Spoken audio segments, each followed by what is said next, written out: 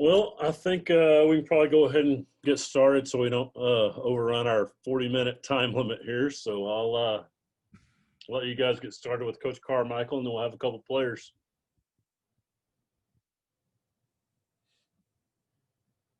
So whoever's ready. Oh, yeah. Hey, Coach. I'll start for you if it's no big deal. One of the things I've seen on social media that the Cowgirl official soccer account has been doing is tweeting out a list of top 25 all-time players. What's been your reaction to seeing that list like every day, and what's kind of been your thoughts on that? That's been awesome. First of all, great, great memories pop up. You see some of those players and some immediate thoughts just pop into your head about moments in games or even just moments off the field. So, yeah, it's been really cool just to reminisce and remember the great times we had with all those kids coming through our program, and now realizing what they've gone on to do in life. It's pretty cool. It's been really cool. Do you know who picks the players on those lists by any chance? Well, I know we talked about it. Wade and myself and Karen and Justin got together and chatted about it. And obviously, it's never an exclusive list, because you could make arguments for 50 players or 30 players or 40 players, but you probably got to draw the line somewhere. But everybody on there's some big time players on that list.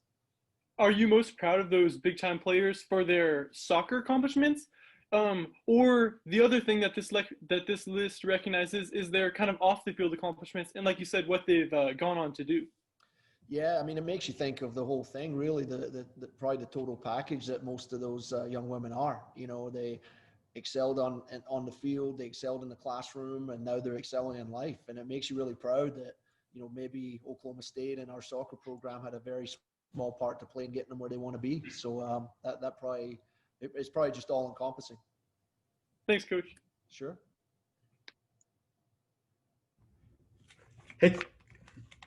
Hey, Coach, this is Adam Engel with the Ocali. This question is regarding specifically the upcoming Bedlam match. What do you expect from the 2020 version of the Oklahoma Sooners women's soccer team? It's a great question. It's a lot of unknowns. They got a new coach in after last season. Mark Carr is the new head coach. I know Mark. He's a great guy. He's a very good coach, has some great experience with the youth national team, and I'm sure he'll do some good things down there in Norman. From our perspective, though, it's quite difficult because they played a shortened spring season, and they played they haven't played anybody this fall yet, so really uncertain for us. So we've really just tried to focus on ourselves and getting our kids as ready to play as we possibly can. So we don't really know what to expect, what shape they'll play in, what system.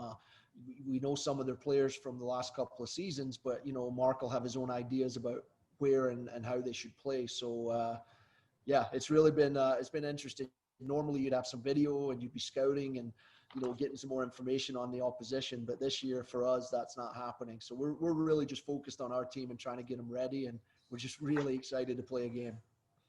Thank you. Well, another quick question I had is, also on the Bedlam note, what is your message to some of the freshmen and looking to contribute on a weekly basis? Because usually those are what those non-conference games are for, but you guys are jumping right into conference play, especially starting with Bedlam. Yeah, we've talked about that with the group. This is not a normal year for so many different reasons. And, we've talked about, normally we'd have these exhibition and non-conference games to evaluate some of the new players and get the returning players up to speed. Well, that's clearly gone. And so, the good news is it's the same for OU and everybody else we play. So there's no advantage or disadvantage. But, yeah, from our perspective, it's, we know what we're going to get, we think, from, our group of sort of 10 to 12 returning players that have experience. But from the newcomers, we've seen some great things in training, but now it has to translate to the game. And yeah, I'm kind of excited to see how some of these kids perform on the big stage, and probably for our program, no bigger stage than the Bedlam game right off the bat. Awesome. Thanks, Coach. Sure. Hey, Coach, game week, 2 days away. If I'd have told you this a month ago, would you have believed me? I would have hoped you were right. It's been a long wait, and so much uncertainty still going on, just trying to get through day to day and making sure the kids are ready. But yeah, I mean, to get to game week and get 2 days away from actually getting to let these kids out there and play a game is huge. So we're excited as a staff. This is what we love to do as well. But I'm more excited for our players. They've all the athletes, not just soccer players, they've been through a really tough spell since March when COVID really kicked in, and to have the opportunity to play your biggest rival, in a match is just it's huge. It's huge for these kids. So I'm really excited for them and can't wait to watch them play. Yeah, I was just going to ask you, I realize, I'm sure, as always around this time, just, right before season kickoff, I'm sure the team is so excited. But is there, do you think, can you sense an extra feeling of like maybe gratitude going around the team or just overall joy because this season is kind of a blessing that we didn't know if it would happen or not? Is there maybe an extra element of just gratitude? Yeah, for sure. From the older players, for sure, that have been here. I think the new kids, they're just, this is normal to them because they don't know any different. And I feel so bad for those kids because they're not getting their normal soccer and college experience right now. The returners, I think there is a level of gratitude that they're Oklahoma State University and they're getting the support, from their coaches, from their athletic trainers and medical staff, from the athletic administration. And thankful that we're in the Big 12 and we've got some leadership that, we understand there's risks and we understand this isn't perfect, but we've got leaders that are saying, hey, we want to give these kids the opportunity to compete. And ultimately that's what they want to do. If anybody doesn't feel safe or feel like they need to, or feel like they want to play, they can certainly opt out and there'll be no negativity towards any of those kids. But our entire roster is saying, no, we want to play. We want to compete. We know there's a risk, but let us play. So really thankful. And yes, I think there's a lot of gratitude within our group and they're just excited to get out there and show what they can do. Yeah, that's awesome. And kind of switching gears a little bit, I'm wondering if there's been any update on the JC Jones situation. Is she still with the team in any capacity, or has she moved across the country to join a professional team? Do you know anything about that? Yeah, so what happened with JC about a week and a half, 2 weeks ago, we got a call from the Houston Dash, who she had gone on tryout with last January, February. And they are doing a fall series in NWSL in the Pro League. I think they're playing 7 or 8 games this fall. And so some of their players, some of their roster players have opted out and some have gone overseas to play. And so they're filling the rosters. So they called JC and asked if she'd like to sign like an 8-week contract and go play. And she said, of course, that'd be awesome. So, she goes with our full blessing. Of course, we'll miss her. We love having her here, but man, what an opportunity for JC to fulfill one of her dreams of playing professional soccer. So we're psyched for her. No doubt. That's awesome. And my last question, I'm just wondering, from what you've gathered, from what I gathered earlier, your team hasn't had any opt-outs. Unless I'm wrong, what does that speak to the team that you haven't had any opt-outs? Have you been surprised about that? No, not at all. When everything started in the spring and we got into summer and, trying to communicate with our team and getting a pulse for what they want as student athletes, they really just want to compete, and, I do think, all the coaches on our staff were former athletes in college as well. And I think we understand that, these kids, that it's a big part of who they are. It's not everything they are, but it's a huge part of what they came to college for, was this experience, and they want to compete and they want to play. And so, I wouldn't have been surprised if 1 or 2 had said, I don't really feel safe, and I would have respected that decision. But it doesn't surprise me either that this whole crew is basically saying, we just want to play. This is what we love to do. This is why we're here. And, I'm proud of them for that. And I think they understand that we're doing everything in our power to keep them. I don't think anybody can avoid the virus, but we're certainly minimizing the risk and allowing them the opportunity to play. So they're excited. Absolutely. Thank you, Coach. Sure. Hey, Colin. Hey, Robert. Yeah, how are you? Great. Listen, I wanted to ask you, I know the testing's ramped up, and you had a few more positives this week. Are you having, I'm not asking names, but are you having to juggle the lineup some, or are you pretty safe with your top players? Yeah, we're juggling a little bit, Okay. It's interesting because we don't really have a set lineup yet because we did miss all those non-conference games. but certainly there's 2 or 3 who would have been in the rotation to play for sure who won't be playing. So, you can look at that 2 ways. I think in years past, I would have been kind of bummed thinking, man, our chances of winning might go down. But I think this year you really have to look at it like it's an opportunity for somebody else to play and step up. And, I think this year, more than any other year, just having the opportunity to compete supersedes, not completely, but to some degree, going out there and winning. Trust me, we're as competitive as it gets. And when that whistle blows, we're going to do everything in our power to win the game. But we're also very conscious of what's going on out in society, and just being able to get the kids out there and compete is the main thing. But yeah, there'll be some opportunities for some kids who maybe weren't going to get minutes against OU. They're going to play, and that's exciting in itself. When you take away the sort of we got to win mentality and think about what an experience for some of these young kids to get to play in a Bedlam game that maybe they wouldn't have got to play in. That's a pretty cool story in itself, I think. We'll talk about this on the radio a little bit tomorrow too, but judging by looking out the window and seeing what I'm seeing right now, and the forecast calls for more of that the next couple of days. You have any kind of idea what kind of mutter team your group is? Because I don't care if they have the finest prescription turf in the world. You get this much rain, it's gonna be slick, sloppy. Yeah, I think we'll be okay. I'm looking over at like Hannah Webb right now, and I think she would relish any sort of mud, physical confrontation in the mud. She's looking at me laughing. So yeah, whatever. Thankfully, their field is a good field like ours. So if it's wet, it won't change the game drastically. But obviously, we'd like it to be dry. So hopefully this will blow through. But our kids that have been here a couple of years, they know me. This is summer's day in Scotland, so we won't cancel unless there's lightning, or if there's lightning or the field's flooded, we'll cancel. Other than that, we'll go train. I think our kids know me well enough by now. Yeah, it won't be a more, so. No, it could be. Thanks. Thanks, Robert. Hey, Coach, with the NCAA's hope to move the tournament into the spring, what was the talks with the Big 12 to go ahead and play the season this fall? Yeah, I think the NCAA certainly have a plan, and I'm hopeful that plan comes to fruition, because we'd love to be part of their championship if it's in the fall or spring or whenever it may be. I think there's still a lot of uncertainty with all the sports. You can intend to have a tournament. It doesn't mean it's going to come about.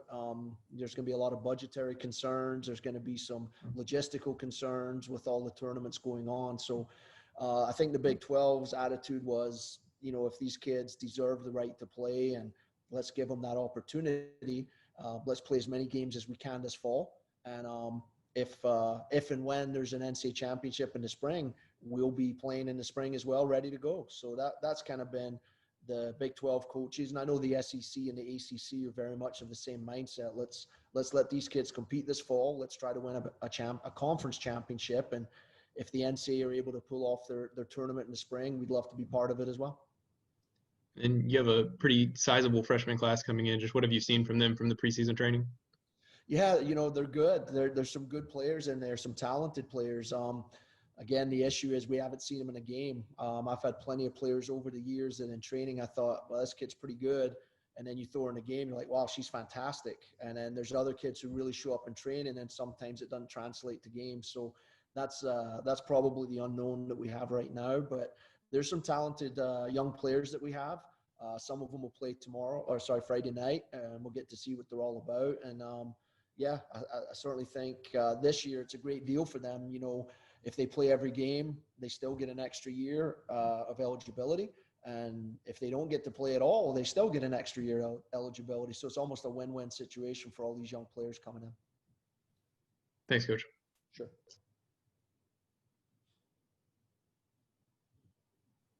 Coach, is there what the few of the postponements that have happened in football so far, has there been any sense of urgency from you and your team ahead of this season? Yeah, I think so. I think everybody's very conscious of, the fact we're testing 3 times a week, and the virus is still out there, and especially on campuses all over the country. I think everybody understands that, and we understand how fragile our ability to play can be. We've already had one soccer postponement in the Big 12. The Texas Tech Kansas State game has been pushed back due to some COVID deal. So that is concerning, but that's real. I think that's what we're going to deal with in all the sports that are playing this fall.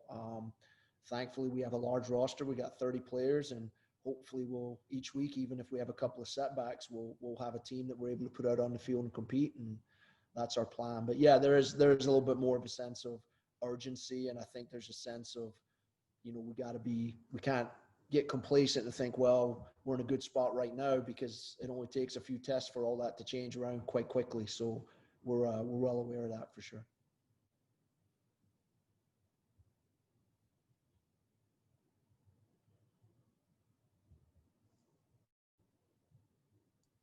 Any more questions for Coach, or we move on to players? All righty. All right. Thank you, guys. I appreciate it. Hannah Webb. Oh. Sounds like Hannah Webb's coming up, so you guys fire away whenever she's ready. Hey, guys.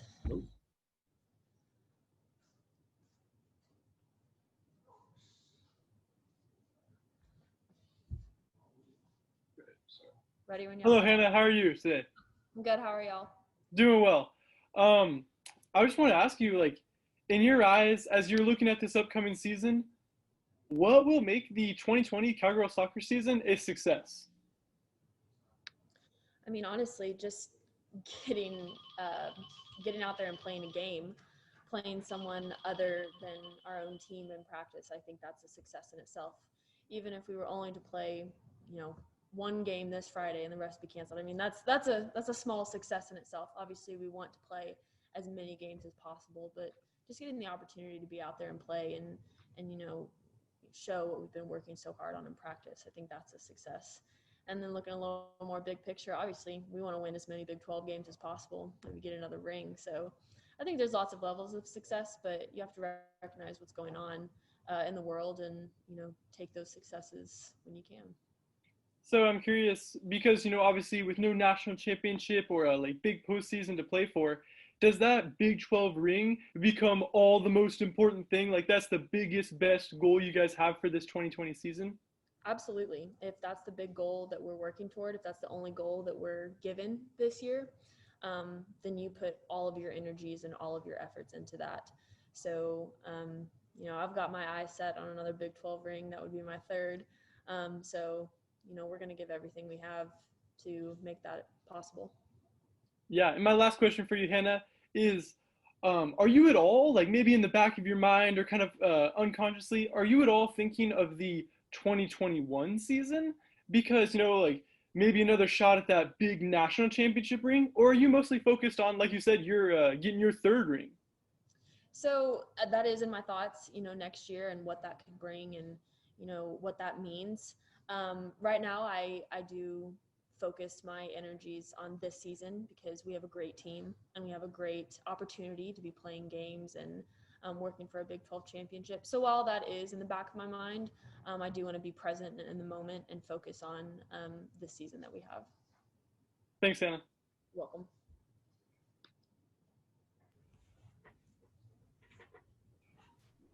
Hey, how eager are you to play a game?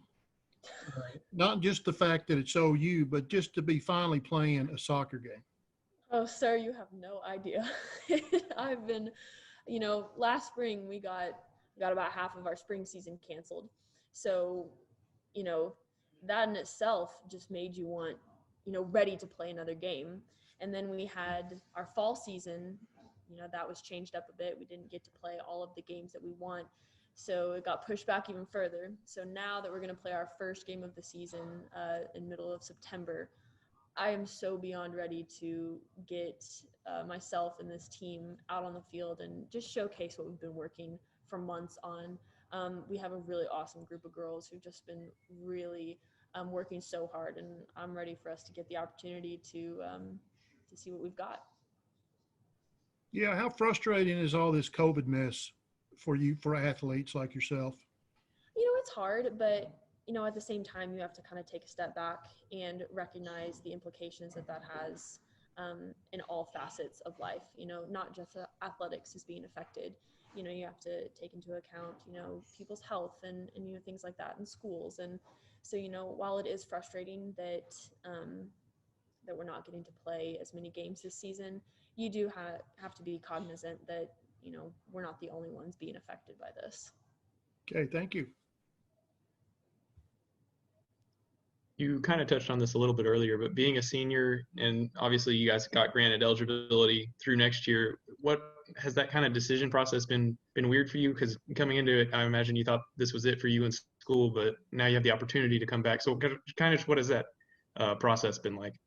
It is weird because I started this year mentally thinking this is my senior year, this is my last year. I ran my last fitness test, and a couple of the other seniors were like, oh my gosh, that was our last fitness test. This is our last everything. But then they informed us about this new eligibility rule. So it definitely gets me thinking and, trying to plan out my future and how that might impact me. So it's definitely a heavy topic and something to consider. So I'm currently in the process of figuring that out. Thank you. Hey Hannah, game week 2 days away. If I'd have told you that a month ago, would you have believed me? Oh gosh, I think I would have blindly said yes. Yes, I agree with you. I'm just ready to play. I'm just so excited to finally get out there and play a real game in uniforms under the lights against other people other than our teammates. So things have been crazy, and scheduling has changed a lot, but we have the opportunity to play on Friday, and I'm really ready. Yeah, and one thing I wanted to touch on was, I'm not sure if you or any of your teammates have kind of confronted this, but what is it maybe in the back of your mind that anytime you step on the field and I guess like walk off it after a game, that it could be your last game, just due to knock on wood, hopefully it doesn't happen, but that any game could be your last game. Have you guys confronted that at all? Like, next season pending, of course. Yeah, no, I mean, as a team and individually, we've kind of had to come to terms with every single opportunity that you get this season. You can't take it for granted because, there are several games that have to have been postponed because, of different COVID issues.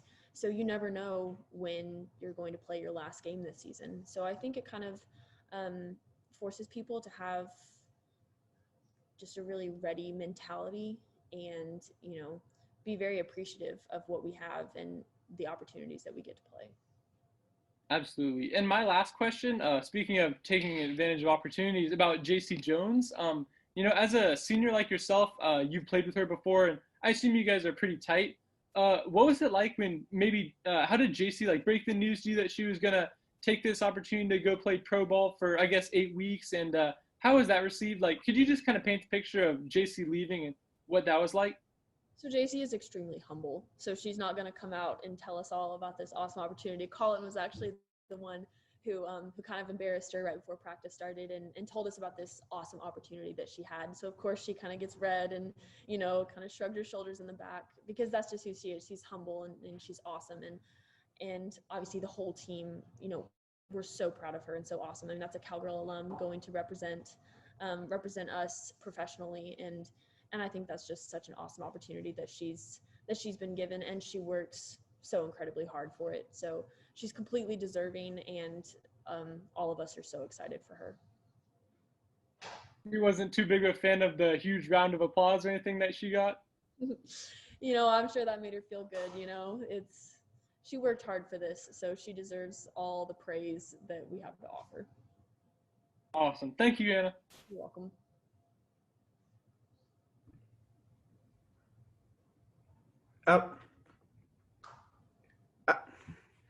As one of the returning leaders on this team, what role do you see yourself playing in terms of leading this team on and off the field in just a 9-game regular season?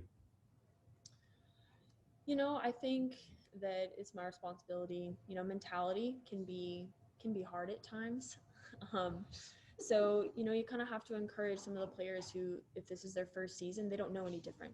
So you kind of have to keep encouraging that positive mentality and just that work ethic when, you may not see the end goal in sight, but we have to remind them that it's there. And then just every single day at practice, leading by example. If I am out there, working as hard as I can every day in practice, and then some of the other upperclassmen are, then it's a trickle down effect. You've got everybody giving their best, which what more could you ask for at a D1 level? Just everybody giving 100% of their effort all the time. So that's kind of what I see my responsibility as. But there's so many people on this team who also consider that their responsibility. So I think we just have such a positive group who's really promoting a lot of good ideals within this team. Awesome. Thanks. Welcome. Have there been any unique parts of practice this week because it's a game week, and what differences are there between a game week's preparation and like the off season? Yeah, so during a game week, we kind of start talking a little bit more about the specifics of each team. So maybe what formation they run, or what players we need to watch out for, or hey, this player is really good at corners, we need to mark her up. But also just kind of in the practice atmosphere, you can tell there's a little buzz. One, because it's our first game, we're all super excited, and two, it's OU. I mean, how can you not get fired up to play OU? So there's a lot of tactical changes that we make week to week, but then there's also just that kind of excitement where, all right, now this week we're playing West Virginia, and this week we're playing Iowa State. There's just that excitement in the air that you can just see with our body language and with our effort. Are there any drills like in practice that are unique per each position, and whenever they're not really unique, how do you kind of gauge where you feel like the team is at? Like what do you mean? Whenever you're in practices, like, are there specific drills just for your position group? And whenever these position group drills are more general for the whole team, how do you kind of get a good read for where the rest of the team is? I think, just for the individual drills, like where I play, kind of more wide, we work on, combining with the wide players, or getting good crosses off, or, work on defensive tactics. And then just for the more general drills, you can just kind of tell how ready people are just by kind of the more basic skills. Is your first touch good? Are you making crisp passes? Are you is your head up on a swivel? You're making good decisions. So even if the drills aren't position specific, you can kind of look at how how players they're using their skill more to kind of, I don't know, get through.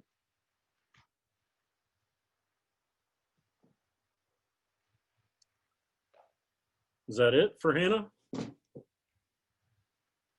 Sounds good. Well, let's get Grace over here. All right, thank you guys. Thanks. I see that we've got the 10-minute warning, so we're about 9.5 minutes, about 9 minutes once Grace gets here. So we'll just go until they kick us off, I guess. Hello. Hello. Hey Grace, how are you doing today? Good, how are you? I'm doing well. I want to start off by asking you a question I asked Hannah. In your eyes, what does success look like for the 2020 Cowgirl soccer team? Hannah said even playing a game was success. So what does that look like for you? Yeah, I mean, obviously we haven't even played a game yet, and that's where we're all thinking right now. But, this team is really good, and we've seen that in practices, and I think we have the potential to win the Big 12. But obviously, first of all, just getting out there and playing in Bedlam this weekend is what we're focused on. And I'm curious, in the back of your mind at all, are you thinking about maybe 2021 the upcoming season? Just in the back of your mind, thinking about having a chance to go for one last like national championship ring. Is that anywhere near your thoughts at this time? A little bit. I mean, we're always thinking of the future and what's to come. But as of right now, it's just, as y'all know, it's been a crazy year. So we just want to play and get out there. Thanks, Grace. Yeah.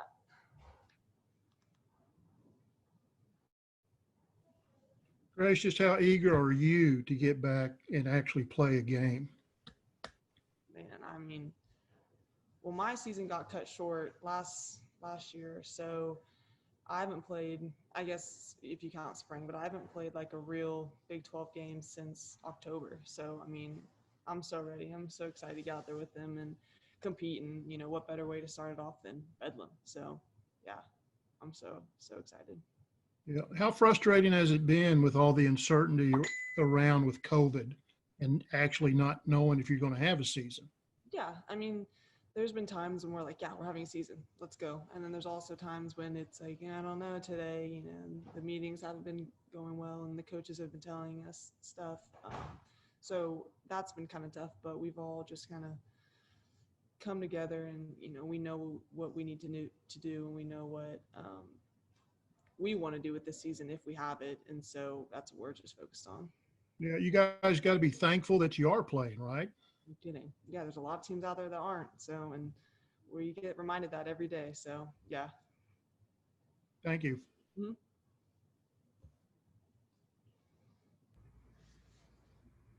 All right, Grace. Game week, 2 days away. I'm not sure. I'm sure you're really happy to hear those words, especially because we didn't know if they'd ever come. I'm just wondering, kind of about this season. Like, I'm sure you guys are always really super excited to get out there, even in a normal season. And first game, I'm sure excitement's a really big feeling. But is there maybe an extra feeling of gratitude that you're picking up on from the team, just because we never knew that this season would happen and it was always unsure? Now that it's coming to fruition, is there an extra element of gratitude you're picking up on from the team? Definitely. I mean, Colin and I have even talked about it, and this year's so different, and we're just thankful to be able to go out there and play. You kind of hit on the head, just like it's one thing to win. And obviously, everybody here wants to win. You wouldn't be playing soccer, and you wouldn't be at Oklahoma State if you didn't want to win games. But there's just something to be said for just going out there playing with your friends and competing and getting after it. So I think that will hopefully help us, on the field and just, one more, keep fighting, one more run, whatever it is. But I do think there's a lot of gratitude and a lot of, we can't take this for granted kind of mentality. Yeah. And for you specifically, because, as you mentioned, you suffered a season-ending injury last year, and, you've been probably out of commission the most from your teammates, haven't stepped on the pitch in a long time. What do you think you'll be feeling when you step over the line in, what is it, just under 2 days now to play OU? What do you think you'll be feeling when you finally get to play? Yeah, I mean, I've thought about that. I've talked to my family about it just because, like you said, it's been a while. And that whole experience has been hard, but it was amazing because it told me and it kind of showed me, like, you can't take anything for granted. And when you're out there, you got to compete because you don't know when it's going to end. And so that's what I plan to do on Friday is just go out like it's my last and give it everything. I think everybody else around me on the field is going to do the same. And if we do that, then I have no doubt we're going to win. Awesome. Thank you, Grace. Good luck in the rain. Thank you.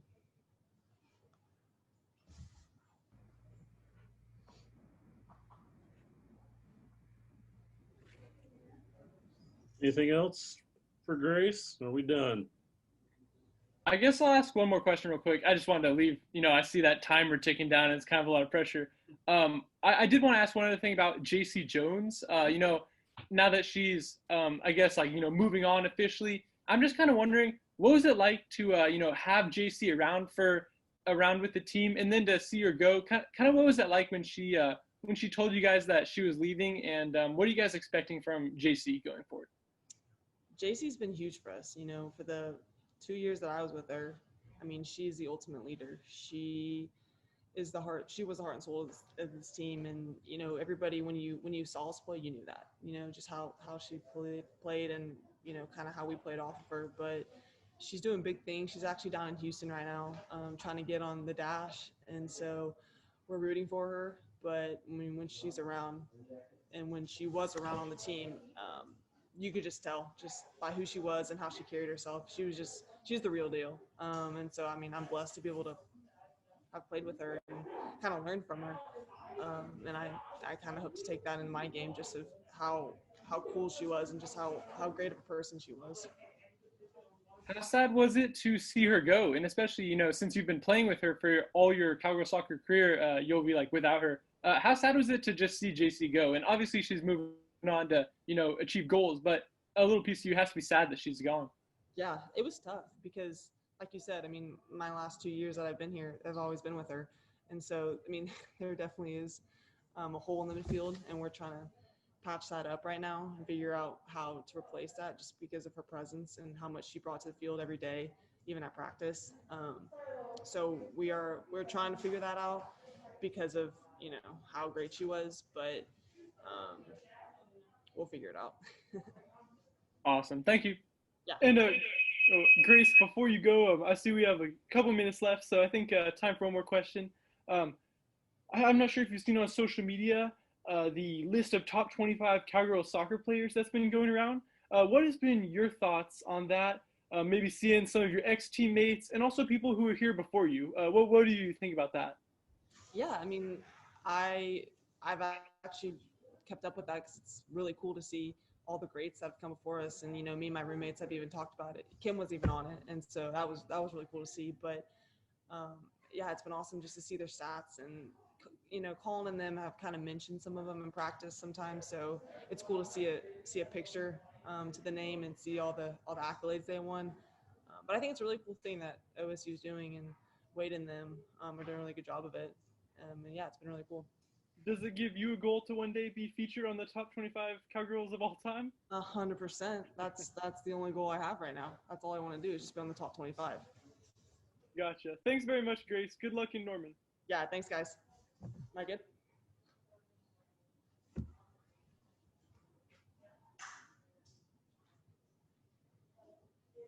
Thanks, Wade. All right. Thank you, guys. I'm going to try to get this a YouTube link today on this and send it out so y'all can have it. All right. Thank you. All right. Appreciate Thanks. it. Bye.